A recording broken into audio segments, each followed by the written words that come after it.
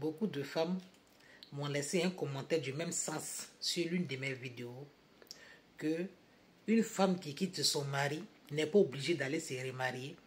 Elle peut seulement s'occuper de ses enfants sans se soucier d'avoir un homme dans sa vie, rester célibataire, faire son activité, avoir son argent et puis vivre tranquillement.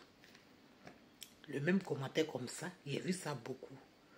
On est dans quel monde où vous voulez dépasser la nature de Dieu? C'est Dieu qui a créé cette nature. L'homme et la femme, on n'est pas venu pour rien. On est venu pour fusionner sur la terre ici. C'est pas parce qu'un ménage s'est mal passé que tu vas sortir, tu ne vas pas chercher garçon encore. C'est pas parce qu'un foyer s'est mal passé, tu vas sortir, tu ne vas pas chercher femme. C'est pas possible, tu vas chercher.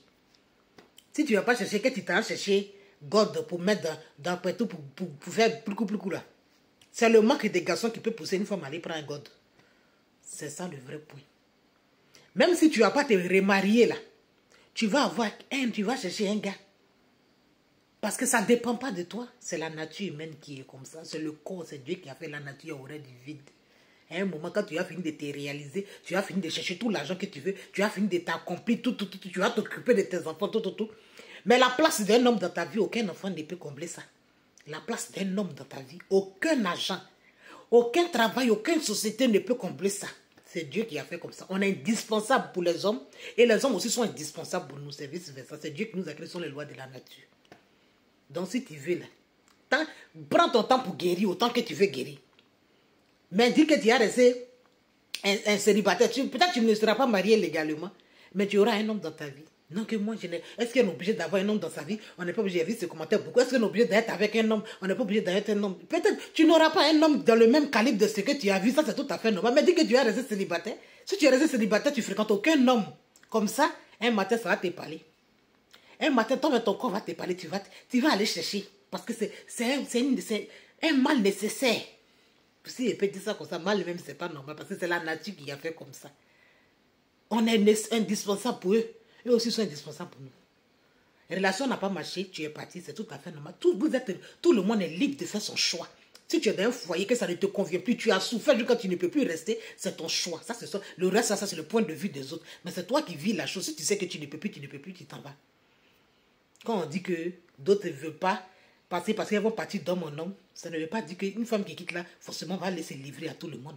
Non. Mais le fait que tu as sorti, tu auras envie d'un homme, tu vas prendre. Et comme tu as beaucoup de critères, tu as beaucoup de balises, tu ne vas pas pouvoir accepter telle chose, tu vas laisser, tu vas aller prendre un autre homme. Pourquoi tu prends un homme?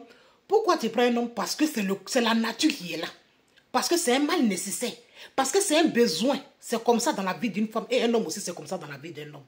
Ce n'est pas parce que l'autre est mieux que qui ne va pas. Non.